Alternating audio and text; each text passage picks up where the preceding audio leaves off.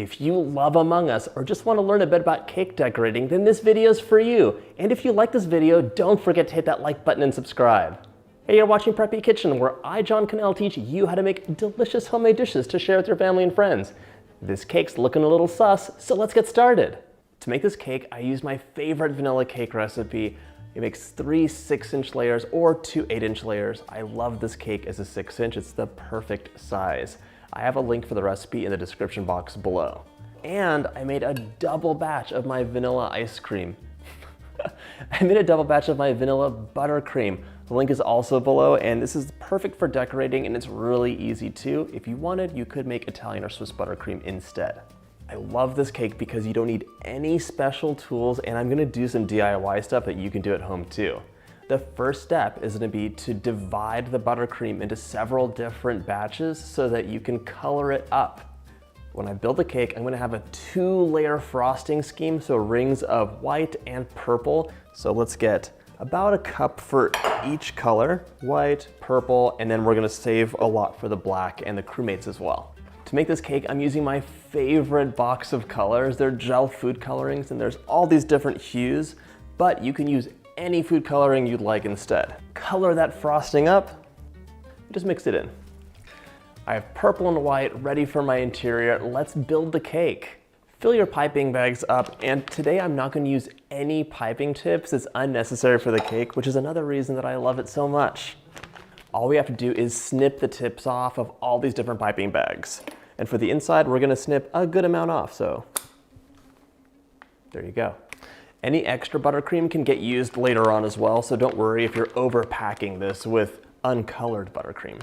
To do this 2-color scheme, it's so easy. We just need to pipe rings. So start with a little dot in the center, and then we're gonna build that up. So ring 1, just around, switch colors, and go back again. I love having 2-tone color schemes on the inside of cakes because it's a total surprise when you open it up.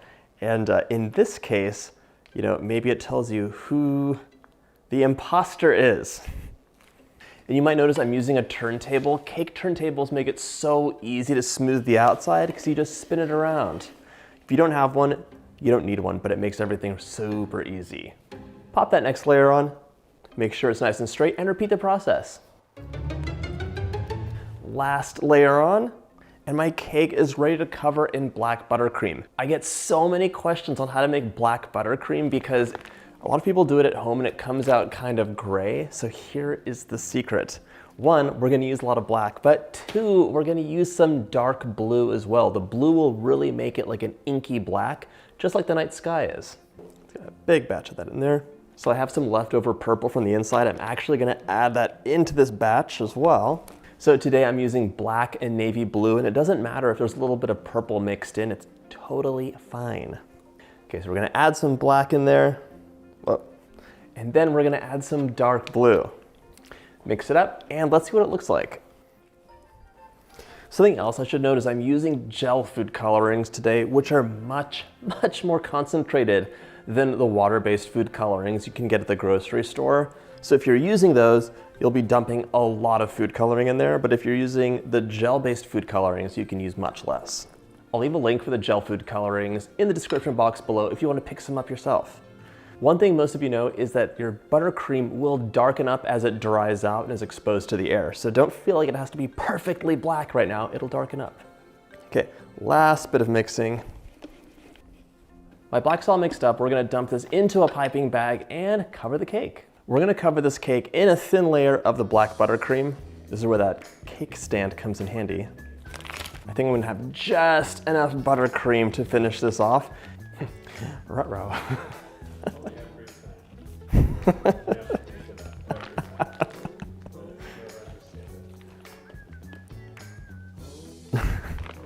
Well, this looks like it's not enough buttercream. I think it actually is. I'm gonna use an offset spatula to smooth the top and also take away some of the extra buttercream because I know this is the right amount. So just scrape it off as you turn. If you're doing this at home and you don't have a turntable, it's okay. This does not have to be a perfectly smooth cake. You'll be covering it with all the crewmates as well as a bunch of stars. Okay, now we're going to smooth the frosting and kind of fill in the gaps. So go up and down and you'll get like a nice thin, smooth layer, because there's a lot of extra buttercream here. Brian doesn't believe me. Well, look at that. I had just enough buttercream to cover the top up. When you smooth with an offset spatula, you should always just wipe it off between swipes. That's the best practice. Okay, and now I'm gonna use a bench scraper. You use this when you make bread, but it's an excellent cake decorating tool. So just go along the side and smooth it out. And remember, it does not have to be perfect. You're covering this cake with a ton of different things to distract the eye. The last step, which you might notice, is this kind of janky corner. We're gonna fix that with our offset spatula. We're gonna turn slowly as we draw the tool in. So between each swipe, you're just gonna clean the tool and then keep going. And just like that, you have a really pretty nice, neat top. If you have any weird swoops happening at the very top, just give it a quick smooth, and that looks good to me. The one thing you have to do right away is clean the bottom off because you do not want to have a messy edge. That looks really nice. Now for the stars. I have a really easy solution, and it's white confetti sprinkles. These were special order. I had another cake I was making that I wanted to have white sprinkles for, but they're just little round white sprinkles made of fondant. All you have to do to make the stars is just sprinkle them on top and then the side too. If you don't have these sprinkles, just use little dots of white buttercream or, be imaginative. Let me know in the comments what you would use for the stars. All right, so for the side, it's a little bit more tricky. There's two ways to do it. You can, if you feel confident, you can tilt your cake a little bit and then, no, it's not working, never mind. So the other way to do it is to throw the sprinkles at the cake, which seems kind of counterintuitive, but it really works. Okay, get some confidence up there, limber those joints, and now we're just gonna toss it at the cake. Some of it will stick, some of it won't. You can clean it up later. Anyhow, you're gonna end up with some constellations of stars, as I like to call them. You wanna have some more even coverage probably, so what you can do is just put a smattering of confetti sprinkles onto your palm and then gently press them on. Or just onto your thumb and press them on like that. You don't need full coverage either, just by the by, because the crewmates are gonna cover a lot of the cake, so you'll find yourself removing some of the sprinkles later on. Okay, I think I have great coverage for the stars. So right now we're on to the next step, which is to mix more batches of colors for the crewmates. While we do that, this can hang out in the fridge just so it firms up a little bit. It's not necessary, but it'll make it so much easier to draw on later, because we'll be drawing on the cake. Did I tell you that? Into the fridge. I divided my remaining batter into 5 roughly equal batches, and I'll be coloring them for the crewmates. We have orange, red, blue, yellow, and then for their face masks, I'm using stone, which is a very light gray. I also have the remaining black buttercream to outline their face masks, just to make it look extra sharp and nice. If you're wondering if I have a crewmates stencil, I don't. I'm just gonna draw one by hand. You can download pictures of them online and cut them out, but it's a very simple shape. They have like a little head, their bodies go straight down on one side, and they have a little pack. On the other side, you're gonna have their face mask sticking out just a little bit. The body goes down, a little belly, and draw the legs, and that's it. It's very, very straightforward. So cut that shape out, and then we're gonna use this as a stencil. You could have big crewmates, small crewmates, it's really whatever you'd like. So I have 2 stencils. One is for the cookie on top, and one is for the cake. I made it smaller so there's a play of scale. I think it looks nice, but you could use the same one for both. Once you have your 2 stencils, it's time for the cookie topper. So use the bigger one, place it on top of some rolled out sugar cookie dough. I'm using my favorite no spread sugar cookie recipe. And then just use a knife and trace around. And we wanna have slightly longer feet on this because it's gonna stick into the cake. Now we can cut the body out. You can do cut, cut, cut, or you can trace around it. For its pack, we're gonna cut down halfway and cut in and just remove that out. And this way we can add the buttercream on top of both and it'll have a nice depth. I'm super pleased with this. Bake at 350 for about 10 minutes and it'll be ready to ice at the end of this into the oven. And now that that's done, let's color our buttercream up. You only need a drop to get nice and bright colors with this. Now mix those colors up. You can take a peek and see how they look. I like using a little palette knife to do this because I can just clean it off in between and it does a really good job of mixing.